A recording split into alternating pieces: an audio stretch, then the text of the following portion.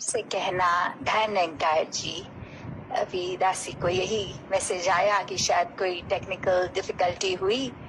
तो यही भाव दासी पहले भी रख रही थी कि कैसे हमने अपने किरदार को उस तरह बनाना है कि मानवीय गुण उस किरदार से हर समय ही झलकते रहें। कैसी भी चाहे स्थिति हो, वो एक हमारे अंदर जो बसा है वही हमारे बाहर आएगा। तो जब हम अपने सुधार के लिए ही हर पल व्यतीत करेंगे, तो चाहे कोई भी स्थिति हो, हमारी अच्छाई में ही बाहर आना होता है। तो कैसे ये संसार में जहाँ कई बार ये भी बात आ जाती है कि क्या कभी बहुत अच्छा होना भी नुकसान दे सकता है, क्या कभी बहुत विनम्र होना भी नुकसान दे सकता है, क्या एक हर कोई किसी सिचुएशन में भी वो फायदा उठाने वाली बात कि अगर पता है कि कोई इंसान इतना अच्छा है तो कोई दूसरा इंसान उस स्वभाव का ही फायदा उठा ले। तो वहाँ एक बात जो है कि हमने अगर अपना नेचर ऐसा बना ही लिया है कि उसमें सिर्फ हमारी अच्छाई ही है जो आ रही है बाहर, तो कैसे हमने हर पल ये देखना है कि भले ही एक चेतनता को साथ रख के कि अगर कोई फायदा उठा रहा है और हमें एहसास हो रहा है, तो फिर भी हमने यही देखना है कि दूसरे को चाहे वो कैसे सटली समझाएं कि ऐसा नहीं है कि हमें नहीं पता लग रहा कि इस समय आपको हमसे कोई काम है, इसलिए आपको पता है हम मना नहीं करेंगे कोई भी, आप अगर फेवर मांगेंगे तो फिर भी इस नेचर को अपने अंदर से आपने बदलना है, क्योंकि हम तो इस सत्संग से परोपकार करना ही सीखे हैं। तो वो परोपकार तो हमारा नेचर है और वो हमने करते ही जाना है। तो कैसे जहाँ एक सेवा सिमरन सत्संग की जैसे कभी भी वो अति नहीं हो सकती, वैसे ही हमारे स्वभाव में मानवीय गुण जितना हो वो स्वभाव हमारा और उस डायमंड की तरह और तराशता हुआ कि जितना प्रेशर पड़े उतनी चमक। और तो उसी तरह हमने जहाँ एक हर चीज में ये देखना है कि इन अच्छी चीजों की तो जहाँ कोई अति की बात नहीं, और वहाँ अगर हम दूसरी तरफ देखें कि बहुत बार एक जीवन में मध्य मार्ग की बात होती है कि कैसे हमने किन चीजों की अति में नहीं जाना और किस तरह इतना एक ही इंसान होता है जो कभी एक सिचुएशन में तो बिल्कुल उस तरह जैसे एक पेंडुलम होता है कि एक्सट्रीम लेफ्ट से लेके दूसरी तरफ एक्सट्रीम राइट, तो कैसे एक बैलेंस जहाँ नहीं बन पाता, वहीं पे एक उदाहरण भी कि कैसे एक व्यक्ति पहले एक राजा होता था और जब वो राजा था तो हमेशा उसके जीवन में एक मटेरियलिस्टिक पोजेशंस की बात रहती थी कि मुझे ये मेरा जो राज्य है इससे भी आगे बढ़ जाऊं, कैसे मैं अपने उस राज्य से भी और आगे अपना राज्य बनाऊं, एक धन दौलत और मेरे नाम हो। और कैसे फिर वो एक स्पिरिचुअली इंक्लाइन अचानक जब हो जाता है, जब एक अपने गुरु की शरण में आ जाता है, तो वहाँ फिर एक उसको जब समझाया जाता है कि ये करना ठीक नहीं, तो वो अपने स्वभाव को जहाँ बदलता है, तो जो उनका टीचर उनको यही समझाने की कोशिश कि ऐसे स्वभाव पे थोड़ा कंट्रोल करो, एक अपनी जो इच्छाएं हैं उनको सीमित करो, इच्छाएं खत्म नहीं करो पर इच्छाओं को सिर्फ सीमित करो कि एक दायरा पता हो। पर वो ये बात ठीक से समझ नहीं पाता और फिर एक अगर बाकी भी जो उस गुरु के साथ और उनके जो भी थे एसोसिएट्स, तो वो कैसे उस समय वो देखता कि कैसे अगर हर कोई पूरे दिन में एक बार भोजन खा रहा है तो अब ये अपने शरीर को भी कष्ट देना शुरू और 2 दिन में एक बार खाना खाना शुरू।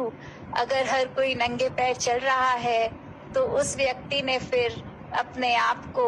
उस नंगे पैर ही सही पर वो और ज्यादा पत्थरों पे चलने लग जाए, कांटों पे चलने लग जाए। तो फिर एक बार उनके गुरु उन्हें समझाते हैं कि एक इच्छाओं को मारने का मतलब ये नहीं कि बिल्कुल एक्सट्रीम हो जाओ। जब एक स्थिति ऐसी है कि अगर आप नंगे पाँव हो तो फिर वो एक अपनी समझ का काम लो कि साफ रास्ते पे वो पैरों को टिकाओ ताकि पैरों को कष्ट नहीं हो, ना कि इतना कि कंकरों पे भी चल रहे हो तो स्वयं को कष्ट जबरदस्ती दे रहे हो। तो कैसे कभी अपने आप को एक सेल्फ इन्फ्लिक्टेड पेन, चाहे वो इमोशनल हो या फिजिकल हो, वो देने से किसी का कभी भी एक उद्धार नहीं हुआ, क्योंकि एक शरीर, दिल, दिमाग, ये परमात्मा की जो देन हम तन मन धन बोलते हैं, तो जब इसके ही दिया हुआ है तो ध्यान भी हमने रखना है। कभी कभी हमारे ख्याल भी ऐसे हो जाते हैं घर परिवार में भी कि जब ऐसा लगता है कि कोई बच्चा या कोई ऐसे बोल रहा हो कि हम तो अपने दूसरे फैमिली मेंबर को बहुत समझाते हैं पर वो अपनी इस जिद पे बहुत स्टबनली अटक गए हैं, तो फिर एक लगता है कि अब मैं ही चुप हो जाऊं। तो वो एक चुप हो जाना, फिर बात को ना समझाना, वो भी एक प्रयास जारी रखना पड़ेगा। बिल्कुल इसलिए नहीं कि हमने गिव अप कर दिया है, क्योंकि ये संसार ने, इस दुनिया ने तो चलते रहना है और हमको भी इसी का पार्ट बन के आगे चलना है। तो जब हम अपने मन के भाव दूसरे तक पहुंचाएं, और वो कैसे पहुंचाएं वो हमारी जिम्मेवारी है। और यहाँ हमारे साथ तो ये निराकार भी हम हर पल है इस ब्रह्म ज्ञान को प्राप्त करके एक वो कंटेंटमेंट, एक वो ब्लिस, ये तो part and parcel of this ब्रह्म ज्ञान। वो जब है तो फिर एक ब्रह्म ज्ञानी हार नहीं मानता, वो इसी के आश्रय रह के सारी अपने जीवन के हर पल को सहजता से जहाँ बिताता है, वहीं फिर अपने आप को ऐसे भी अपने परिवारजन जहाँ जहाँ तक भी पहुँच है अपनी बात को रखते हुए एक उनके जीवन में भी वो बेटरमेंट का रीजन एक हो जाता है। जैसे हम एक म्यूजिकल इंस्ट्रूमेंट्स जिसमें वायर्स होती हैं, चाहे सितार ले लें, गिटार ले लें, तो कैसे एक उसमें भी होता है कि ट्यून करना है जब, तो वो वायर्स एक उनकी किस तरह हम टाइट अगर बहुत ज्यादा कर देंगे तो फिर एक हाथ लगते ही वो तार टूट भी जाएगी, और अगर टूटने से पहले साउंड देखेंगे तो बहुत ही अकड़ी हुई एक अजीब सी आवाज आएगी। और वहीं अगर तारों को बिल्कुल ढीला छोड़ देंगे तो उसमें से तो कोई म्यूजिक भी नहीं निकलेगा।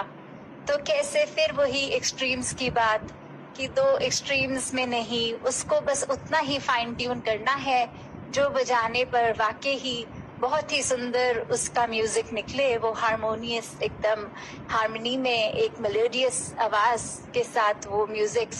इतना सुनने में अच्छा भी लगे। तो कैसे अक्सर एक इंसान की सोच हमेशा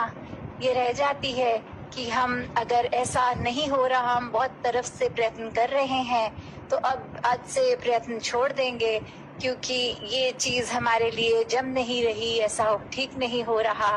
तो अगर ये बात पता है कि ये चीज होनी हमारे लिए बहुत अच्छी है और हम इससे पूरे संसार का एक बहुत ही फायदा हो सकता है, तो फिर उस यत्न में हमेशा लगे रहें, चाहे कितनी भी वो रुकावट आ रही हो। इस निरंकार के आश्रय से वो काम अवश्य सफल होना ही है। बस बात सिर्फ इंटेंशन की है कि अगर सिर्फ वो कार्य भी वाहवाही के लिए है तो फिर तो कितना भी यत्न कर लेंगे, इस दातार ने वो कार्य होने नहीं देना। तो हम सब हमेशा यही बात रखें कि जीवन में तो सब कुछ आना है। जैसे अगर हम उदाहरण लें कि हम अगर चल रहे हैं कहीं और बहुत ही एक सीमेंट का हार्ड फर्श है और उस पे एकदम हमारा पैर फिसलता है और हम गिरते हैं, तो जो हिस्सा उस पे इम्पैक्ट खाता है वहाँ हमारी इंजरी हो जाती है। सर पहले लगे तो सर पे भी चोट हो सकता है, ब्लीडिंग भी। तो कैसे अगर हम वही चीज देखें कि कोई गद्दा हो और उसके ऊपर गिरे या कोई घास हो बहुत घनी, तो वो गिरने पे भी हमें उतना इम्पैक्ट नहीं आता। तो जो हमारा एक्शन है वो गिरने का, वो दोनों सिचुएशन में बिल्कुल सेम है कि वहाँ एक पैर फिसला और सिर लगा नीचे, पर वही फर्क है कि हम जीवन में अगर मानवीय गुण रखेंगे तो एक अगर हम पल के लिए गिर भी गए तो कैसे एक संभाल की जगह में अगर ये एहसास निराकार का होगा तो इतना उसका दर्दनाक एक इम्पैक्ट नहीं पड़ता जितना एक इसको विसार के अगर हम गिर जाएंगे तो फिर ये दर्द ने भी कम नहीं होना, ये तकलीफ ने भी कम नहीं होना। तो कैसे हर पल बस इस परमात्मा के एहसास में जब हम रहें, और इस एहसास का मतलब ये नहीं कि हर चीज त्याग के अपनी रिस्पॉन्सिबिलिटीज को भी, एक इंटरैक्शन, ह्यूमन इंटरैक्शन को भी, और सिर्फ बस एकांत होके अपनी सिमरन में लग जाएं, तो ये भी एक एक्सट्रीम बात है। ऐसा नहीं करना, क्योंकि जो हमारा प्रण भी है कि हमने गृहस्थ में ही रहकर भक्ति करनी है, तो हर चीज एक गृहस्थ को सिर्फ फैमिली मेंबर्स की तरह नहीं but the society at large and the world at large, ऐसा अगर नजरिया बनाएं तो